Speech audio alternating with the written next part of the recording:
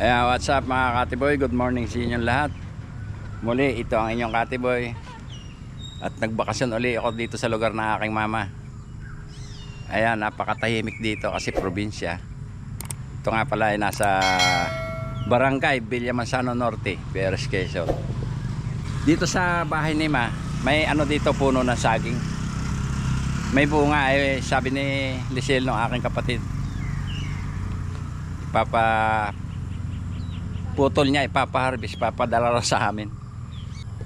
Bago ako mo ating harvestin yan. Dadali natin sa Batangas. Maganda na rin matigas na rin. At siyempre yung si Mother, tuwing umaga nagpapatoka ng manok yan. Kaya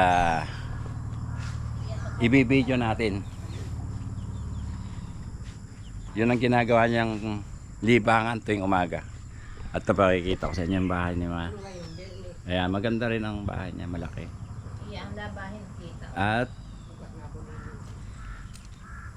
doon sa dulo, ito meron din silang ano dito, poso. Kasi para hindi na siya mahirapan, dito lang sa tabi ng bahay. Dito siya naglalaba, naliligo.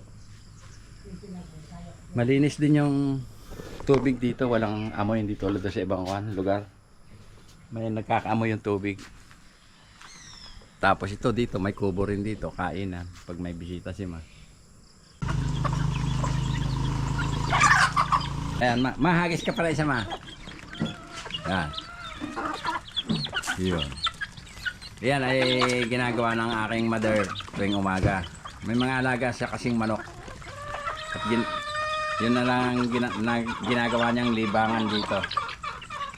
Ano yan, Ma? Tuwing umaga nagpapatuwa ka ng manok? Tuwing umaga nagpapatuwa ka ng manok? Oo, umaga lang sa hapon. Ay sa hapon? Hindi. Ay pag malalaki na yan, nagkakatay ka rin? Nung pumarito yung sina-Arnel, nagkatay ng dalawa. Native. Ay, di ko na kayang magkatay, pinapakatay ko. Mga Katiboy, kahit hilaw, maasim. Ayan tikman natin yung medyo buko pa.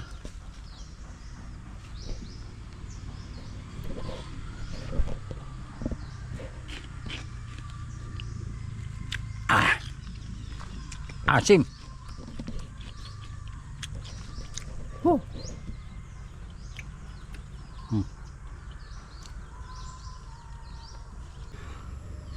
May alaga ring mga kalabaw sila dito. Yung sinundan ko, may alaga siyang ano dito, kalabaw. Ayan. Hi! Ayan. Ayan mga Katiboy, may alaga rin sila ditong unggoy. Nag-iingay na siya, nagliligalig.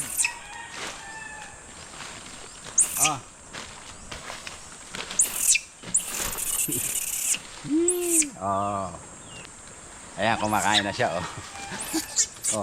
Mamaya, meron pa. Mamaya, takaw mo may hawak ka pa sige lang. Yan, ang takaw niya, mga Katiboy. Ito, lumayo na, Ayan, iniipon dito. Dali.